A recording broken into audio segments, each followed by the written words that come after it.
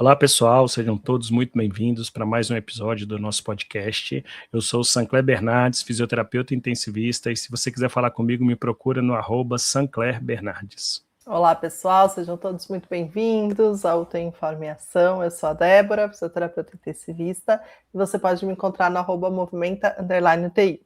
E juntos, né, a gente está no podcast, que você pode assistir no YouTube, no Spotify, na sua plataforma preferida. A gente também está lá no Instagram, @UTI Informe em Ação.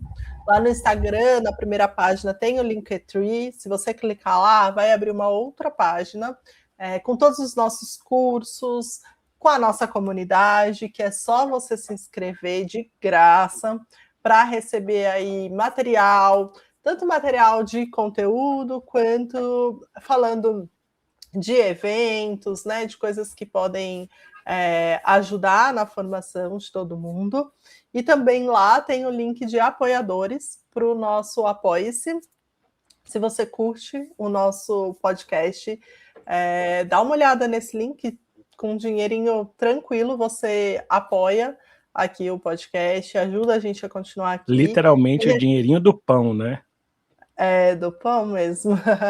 E aí a gente também, né, como uma forma de retribuir, a gente todo mês envia um material complementar, né, que a gente junta tudo que a gente estudou, tudo que a gente preparou aqui para fazer o podcast, e aí um pouco mais, né, a gente brinca que a gente não tem fim, né, Sancler? Porque a gente começa a escrever, a gente não para, a gente acha um material, coloca mais um, né? Vai vindo ideia e vai ligando uma coisa na outra, né? E aí a gente envia todo mês para quem está lá no Apoie-se, como uma forma de retribuição mesmo pela ajuda financeira que nos dá. A gente tem várias pessoas lá com a gente aproveita para agradecer. E agora, outra coisa legal, né, que eu esqueci de falar, a gente tem mandado também, além desse conteúdo, né, a gente também tem mandado um conteúdo em vídeo, né? Então, que a princípio a gente exclusivo, né, para os apoiadores, um vídeo exclusivo para os apoiadores do podcast. Exatamente, e com outros assuntos, né? E aí a gente tinha até combinado, né? Essa classe, um vídeo curto, né? De uns 5, 6 minutos para falar sobre algum tema legal, e aí esses vídeos às vezes batem 15 minutos, né? Porque é isso, né? É uma coisa que a gente faz com muito prazer, que a gente gosta muito. Então, tem muito material legal lá. Então, dá uma olhada lá no nosso Apoie-se para vir fazer parte aí do nosso grupo um pouco mais perto. E é isso, né? Vamos para o nosso episódio de hoje. A gente vai falar um pouquinho, o nosso tema de hoje é reabilitação personalizada e de precisão na unidade de terapia intensiva. Assim, é um tema... né? Eu gostei desse título, Débora. Né? Eu gostei porque mostra, eu acho que ele traduz a importância da reabilitação. Dá um peso, né? Dá um negócio assim, né? Bem um up, assim, né? Uma coisa bem... É isso mesmo, acho que traduz muito a importância. E assim, era isso que eu ia falar, eu acho que traduz um pouco de para onde nós estamos indo, né? Só que assim, tenho para mim que a gente precisa deixar claro algumas coisas antes, né? Assim, então, de onde a gente veio, né? Para onde a gente está indo, a gente tem um episódio falando sobre isso também, e a gente sempre fala nos nossos episódios um pouco disso, mas acho que vale a gente retomar, assim, né? Para a gente entender melhor o que a gente está falando quando a gente fala de reabilitação personalizada e de precisão. O que muda para o que a gente faz hoje, né? Então, assim, qual que é a mudança, ou talvez a mudança nem seja a palavra, mas qual que é o aperfeiçoamento, né? Assim, no nosso processo de reabilitação, que vem, né, com essa ideia de personalizado e preciso, né? E aí, a gente tem alguns artigos até que a gente debateu aqui, né, Sancler? Mas eu queria só que a gente retomasse um pouquinho sobre a ideia de como as coisas foram construídas, né, nessa questão da reabilitação dentro da UTI, né?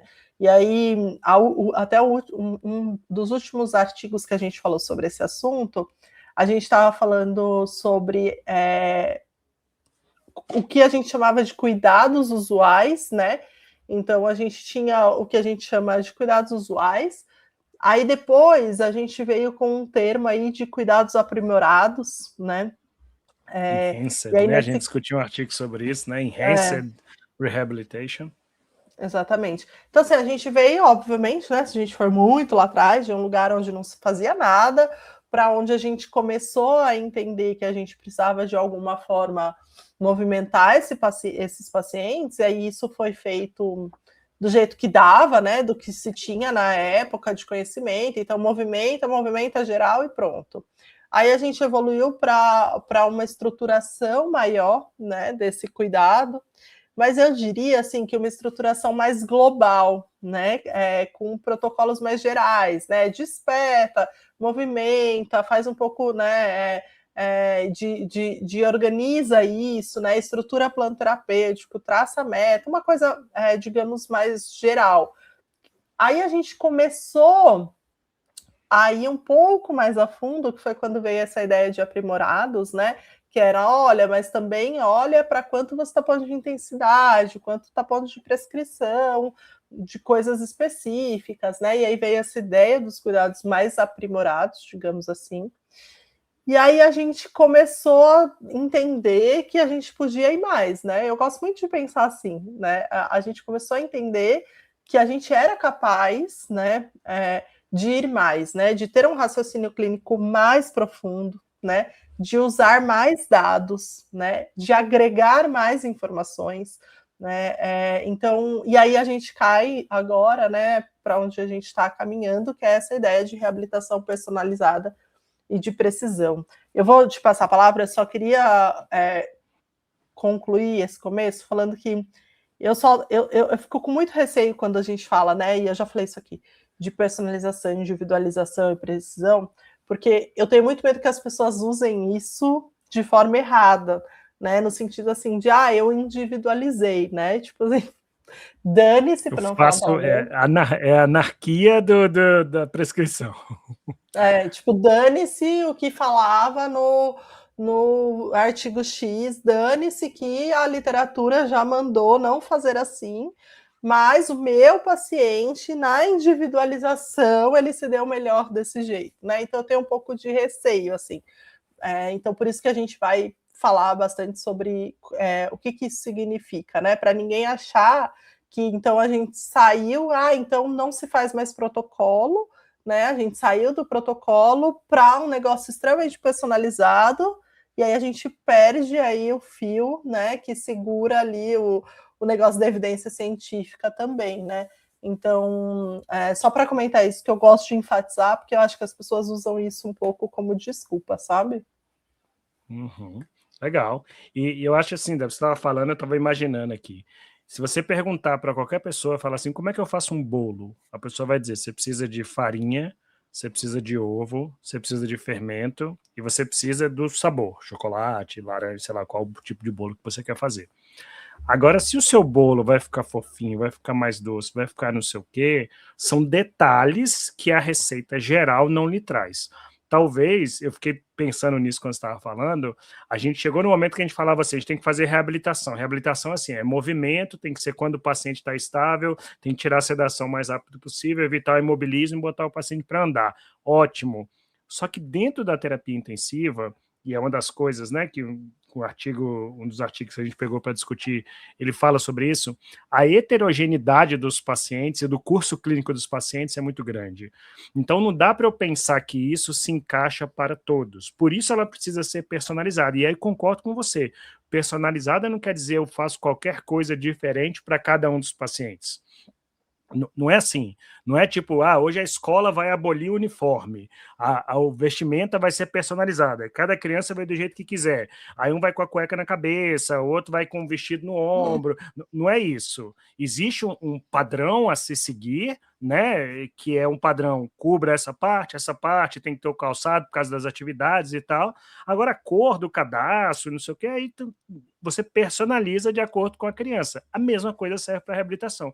Então, eu acho que o que você colocou que é, eu gosto de ir além, é a ideia que a gente tem que ter de que as coisas podem melhorar. Deixar imóvel era ruim, mexer melhorou. Mexer era bom, mas mexer com o protocolo era melhor, a gente protocolou. Mexer com protocolo é bom, mexer com protocolo personalizado e com precisão é muito melhor. Você falou da dose, quando a gente aplica uma dose arbitrária, uma intensidade arbitrária, uma carga arbitrária, eu tenho 3 possibilidades.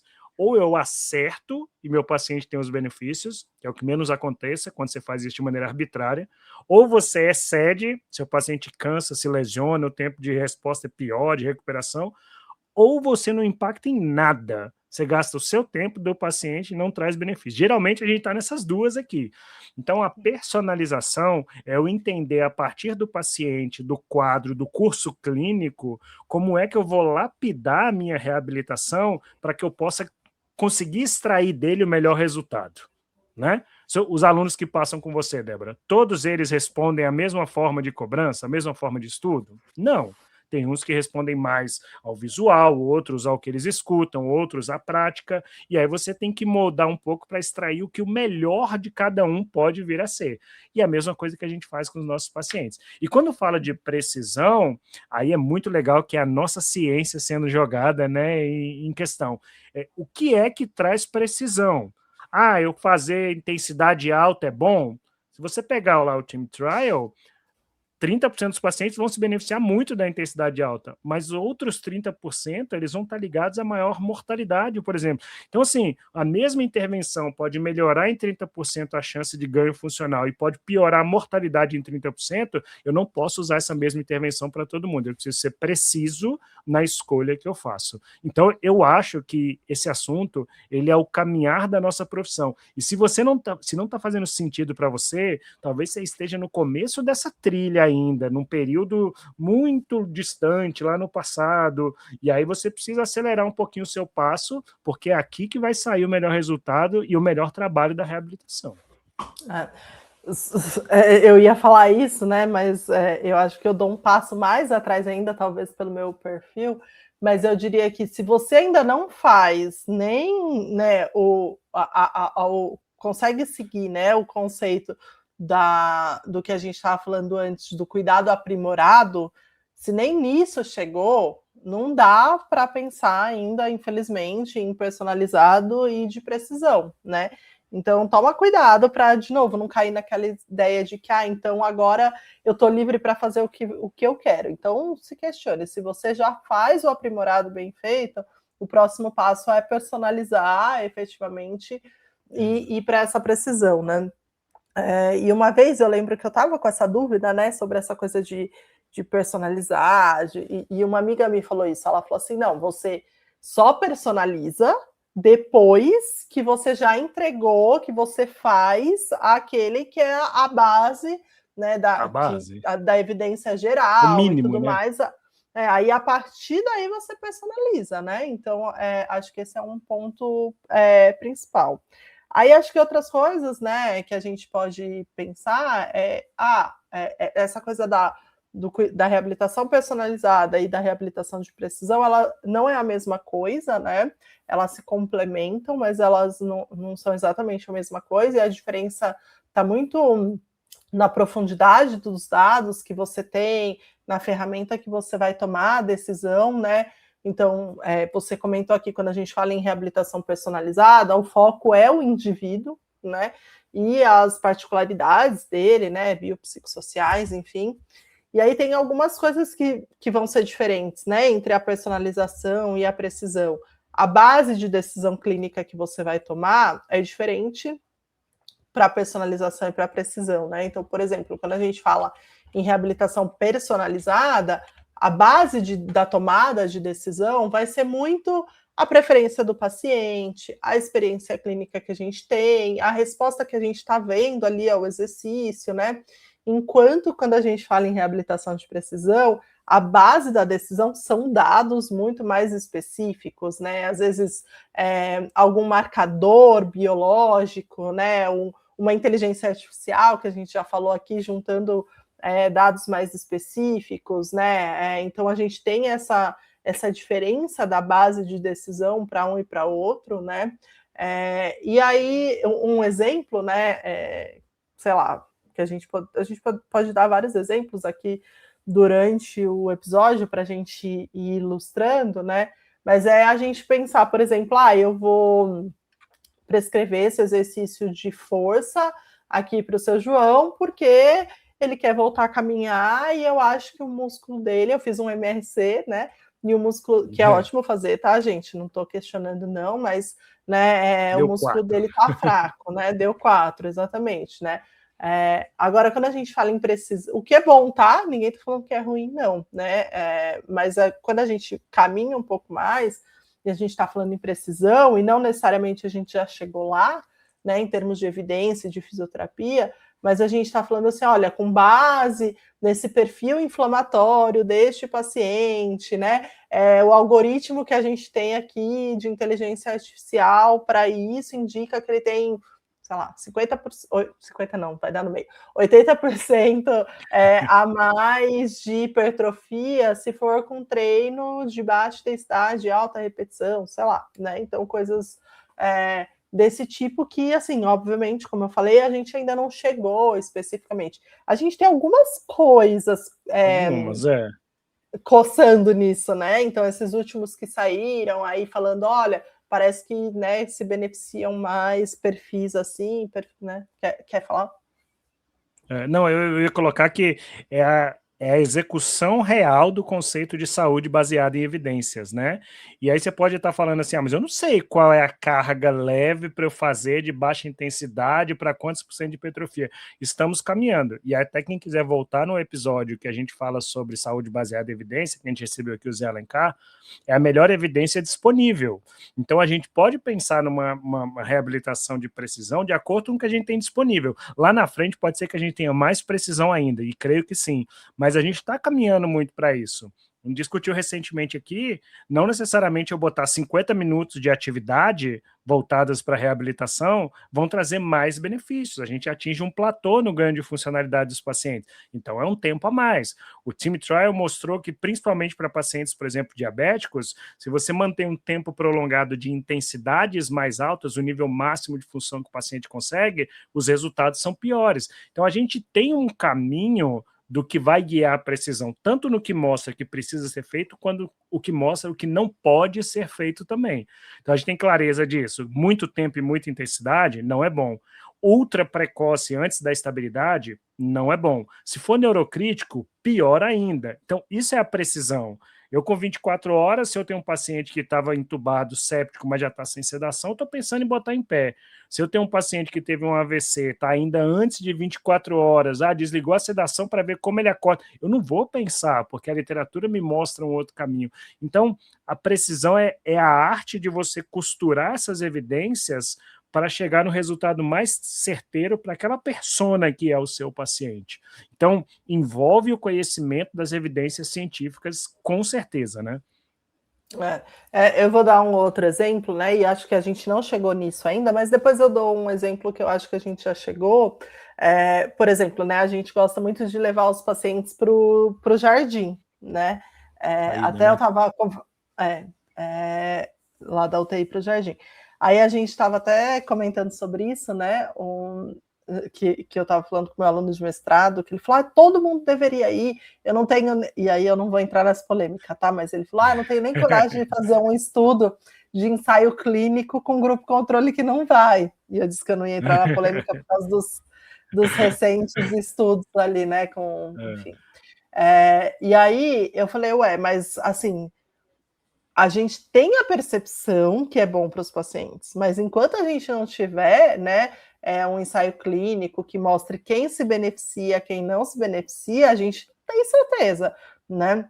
E aí um exemplo Nada seria... é bom até que se prove que é, né? Nada é bom até que se Exatamente. prove que é. Você pode achar e ter plausibilidade, mas sem prova, e aí na área da saúde a gente tem que pensar que nem ético é você ficar fazendo algo só pela plausibilidade. Exatamente. Então, assim, por exemplo, nesse caso, né, se a gente falar só da fisioterapia personalizada, a gente talvez levaria todo mundo aqui, olha, ele está se sentindo sozinho, ele não tem Quanto tempo com que ele quem não vê o falar, sol. quanto tempo ele não vê o sol, olha, parece que ele tem mais risco de delírio, porque a luz, porque tá bom. Aí a gente personaliza para aquele paciente que se sente mais sozinho, não sei o que, e leva. nesse contexto, né, se a gente fosse pensar na de precisão, aí talvez a gente estaria falando em, por exemplo, usar os níveis de cortisol, de estresse oxidativo, coletado assim de manhã, sabe? O paciente coleta ali o nível de cortisol para decidir se aquele momento biologicamente vai ser bom para um estímulo externo, para diminuir risco de delírio, né? Até, e como você falou, a gente vai precisando mais, né?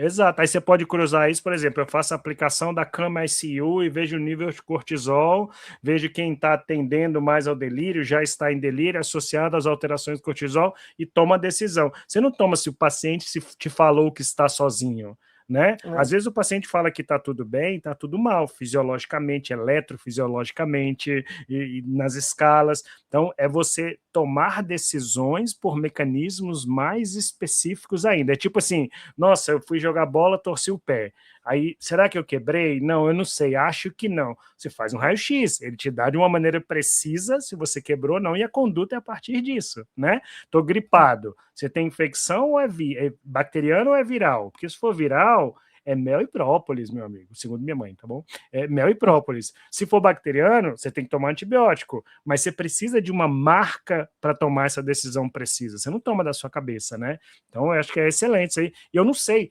não necessariamente, eu acho que a gente vai chegar um dia que a gente vai falar, doso cortisol para ver se eu posso tirar esse paciente da UTI. Mas talvez com inteligência artificial e com conhecimento seja natural que você abra um prontuário e aí o algoritmo já calculou e te diz assim, olha, você tem um paciente que se beneficiaria de sair. Quem sabe a gente não vai ter isso no prontuário? Aí você vai se atentar que aquele paciente tem as coisas para ser recomendada a saída com ele. Mas aí falando que eu falei que eu ia dar um exemplo, né? Veja se você concorda, né? Mas pensando no que a gente tem atualmente, né? E da onde a gente partiu para agora, né?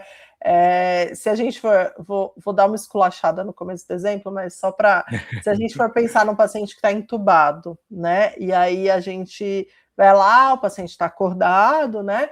Se a gente for pensar ali, o que seria a gente personalizar, né? Eu vou observar que ele está calmo, saturação tá boa, né?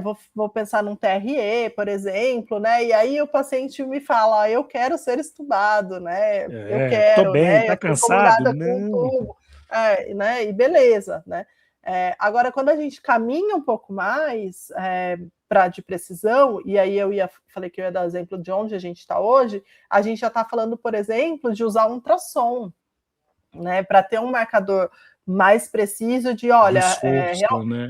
ele falou que ele não está fazendo esforço, que ele está bem durante o TRE, né? Ele fez o joia lá dele, mas eu passei o ultrassom, né? E eu me certifiquei. Então assim, já existe, né, uma precisão muito maior em várias coisas que a gente faz no dia a dia, em outras não. Então, por exemplo, a gente discutiu há pouco tempo a história do exercício resistido. Isso é uma coisa que, para mim, a gente ainda não tem precisão para fazer na UTI, né, o exercício resistido. Agora, por exemplo, um processo de desmame, eu acho que está cada vez mais rico de dados e com a possibilidade da gente fazer, sim, personalizado, mas fazer de uma forma precisa também, né? Legal. Eu acho que talvez pela parte da ventilação mecânica e do suporte respiratório, a gente tem muita coisa em tempo real, né? E os aparelhos são muito avançados, a gente já conseguiu chegar em muitas coisas. Você tem índice, você tem marcadores, você tem escala, você tem exames, você tem sensores cada vez mais específicos. Esses dias eu vi um colega daqui postou ele fazendo a monitorização do P01 continuamente. Pô, olha aí, tá vendo? Se o paciente tá falando que tá bom ou tá ruim, é importante. Só que ele tem uma avaliação mais precisa para se somar com isso. E eu lembrei quando eu estava na residência, tinha um médico no UTI pós-operatória que ele falava assim: quando o paciente chegasse, ele abrir o olho, botar a língua para fora, pode estubar. Essa era a precisão dele. Sim, mas isso não tem nada a ver com a capacidade respiratória do paciente, né? Mas isso era a falta da precisão. E segundo ele, dava certo. É lógico, dos que davam certo, dava certo. Dos que davam errado, dava muito errado. Mas é legal que a reabilitação vem caminhando, né, Débora? E isso tem aberto um olhar para a gente, né? A gente que lida com pesquisa também. Então, tipo assim, eu também estou querendo responder esse tipo de pergunta. Qual será a precisão que eu consigo? Qual será o paciente que eu me beneficio mais? Ele está sedado. A gente usa hoje, você vê como onde estamos, né? Em 2002, De Jong propôs lá, língua para fora, pisca os olhos, levanta sua... Até hoje a gente usa isso para decidir se o paciente vai ser avaliado ou não. Será que a gente não tem um marcador mais específico, um eletrodiagnóstico? Será que, né, um nível de força específico? Então, eu também tenho me voltado para tentar responder um pouco mais disso, que é reabilitar, todo mundo sabe que precisa. Como, de maneira específica e precisa, eu acho que é um caminho que a gente tem que buscar. Agora, isso é bem difícil, né? E isso tem mostrado essa personalização, junto de alguns dados de precisão, o que a gente discutiu aqui muito esse ano, né? Nesses primeiros episódios do ano. Você precisa conhecer o seu paciente, qual é o perfil de paciente que você tem, quais são as comorbidades, como ele era antes da internação, qual é o prognóstico clínico para que você possa elencar o prognóstico funcional, né? Qual a perspectiva de tratamento. Quanto mais um profissional de saúde na UTI conhece isso do seu paciente, mais fácil para ele personalizar e para ele atuar de forma precisa na reabilitação. E é legal porque, e por isso que a gente falou lá no começo, né, que isso só mostra o quanto a gente tem uma capacidade extra aí, né, de entregar melhor a nossa reabilitação, mas ao mesmo tempo o quanto a gente precisa estar mais preparado, né, porque assim, quando a gente fala, né, em personalização, em precisão, entra tantas habilidades, né, então assim, se a gente está falando de um cuidado personalizado, a gente está falando de você entender fatores biopsicossociais desse indivíduo. Socialmente. Né? Obrigada. Então, e aí isso vai entrar uma conversa bem feita, né, uma comunicação bem feita, uma análise, né, da história ali junto com o indivíduo, uma tomada de decisão junto com a família, enfim, né, de outros contextos. Quando a gente fala na precisão, eu tenho falado muito isso para os alunos, né, envolve você conseguir tanto identificar, né, todas as variáveis que você deveria ter ali sobre aquele indivíduo, quanto você conseguir juntá-las, né? Então, como que isso vai impactar nisso, que vai impactar naquilo, né? Porque, de novo, a gente saiu a gente vai partir, né, de uma base onde a gente vai falar, olha, para todo paciente é bom andar, né? Então, a gente vai partir do vamos andar. Tá, mas aí com esse prognóstico, né, eu vou andar muito, eu vou andar pouco, eu vou aumentar a intensidade ou eu vou aumentar a distância? Com esse fato de que ele está recebendo tal remédio, com tal processo inflamatório, né? Então, uma coisa que tem me chamado muita atenção nesses novos artigos, enfim, que a gente também tem trabalhado, né, essa somatória de fatores. Antes a gente olhava como que esse paciente era antes, né? Que a gente já olhava, espero que todo mundo olhasse. Como que ele estava naquele momento da internação da UTI e como que a gente queria que ele saísse, né? Hoje, a gente precisa do meio do caminho também, né? Então, os artigos vêm trazendo como isso. Como ele está evoluindo, né? De que cada momento você tem que rever aquilo, né? Por isso que eu sempre falo, é muito complicado quando a gente põe na UTI assim, vamos por essa meta e daqui uma semana a gente revê, né? Os estudos têm falado muito sobre isso, assim, né? A gente precisa ter uma modelagem dinâmica, né? Que varia ali no tempo, na trajetória desse paciente, em coisas que foram incorporadas durante a internação, né? Então, acho que tá chegando, assim, muito essa coisa de dados mesmo, e não só em pontos tão marcados como a gente tinha antes, né? E isso faz com que você possa tomar uma decisão de progredir, de aumentar a intensidade, tempo, mudar a dinâmica, ou de voltar. E não é sinal de fracasso, é sinal de adaptação e personalização para a condição do paciente, né? Eu acho que legal, é uma mensagem assim, o que você vai fazer, você deu exemplo, a gente quer que o paciente ande. Ok, isso pode ser benéfico? Pode. Para todo mundo é benéfico andar. Mas a intervenção de botar o paciente para deambular vai depender, porque se ele tiver, por exemplo, com uma pressão muito baixa, instável hemodinamicamente, andar, que vai demandar de fluxo de oxigênio para quem está instável, vai trazer mais prejuízo do que benefício. A mesma intervenção para a mesma pessoa, só que uma coisa dentro da avaliação vai fazer com que aquela intervenção seja prejudicial ao invés de benéfica. E aí isso entra estabilidade, isso entra uso de drogas, isso entra sedação, isso entra o que você acabou de falar, como ele era antes, qual é a reserva neuromuscular, como ele está hoje de reserva neuromuscular para fazer isso, quais são as comorbidades que esse indivíduo tem. Eu vou lá no prontuário, sempre tem diabético e hipertenso. E como é que está a glicemia no momento? Porque uma coisa é o diabético controlado, outra coisa é o diabético descontrolado, uma coisa é o hipertenso controlado, outra coisa é o hipertenso descontrolado. Então, você precisa incorporar tudo isso para que você possa fazer com que a intervenção ela tenha uma tendência, um direcionamento para cumprir o objetivo que você pensou quando você prescreveu ela, né? Agora, isso é muito delicado, mas é um avanço muito grande no entendimento. E se a gente voltar, né, Débora, as primeiras vezes, imagino que você pegou alguém, botou sentado, botou em pé. Eu vou falar por mim, eu não estava pensando em tudo isso, eu estava pensando em botar em pé, achava que em pé era o máximo, não me importava se estava acordado, dormindo, sedado, não sedado, estava ou não estava, era uma coisa mais procedimentalista. Hoje minha cabeça pensa de outra forma. Então, antes de eu fazer, para que fazer, o que eu vou devolver, como era, como ele está, o que eu quero com isso, e deixa eu olhar todo o ambiente para ver se é favorável. E quanto mais precisão tiver, melhor ainda. Você ficou chato. Talvez eu tenha ficado mais velho, mais chato, mas estou ficando mais preciso também nas minhas escolhas terapêuticas.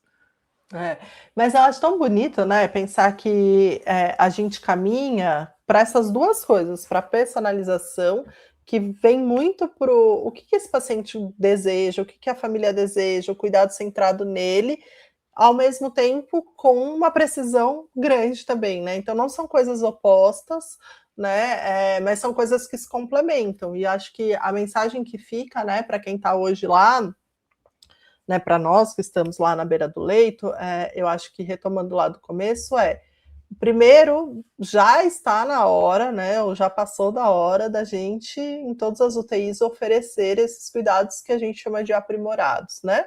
Onde você tem um plano terapêutico, onde você tem meta, onde você tem as intervenções bem desenhadas, né? Onde você prescreve minimamente as coisas para o seu paciente. Mas agora a gente está falando em, olha, dá um passo a mais e busca personalizar, né, essa reabilitação do paciente com foco no indivíduo, né, nas particularidades dele, né, o cuidado mesmo ali centrado no paciente, mas some isso a todos os dados que você tiver, né, do seu paciente, da literatura. Então, busque coisas que te dão mais precisão, né, em relação àquilo que você está fazendo.